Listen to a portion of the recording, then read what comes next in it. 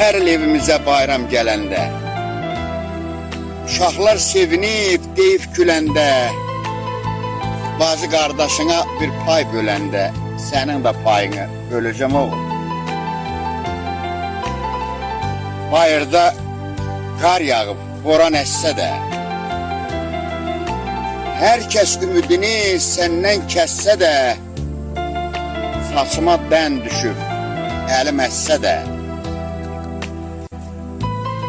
gözləri yollarda qalacam oğul. Əmoğlu təsəlli bir sözdür dildə. Bir həyat eşqi var hər solan güldə. Gəlməsən, gedəndə gözləri yolda. Oğul deyə-deyə öləcəm oğul.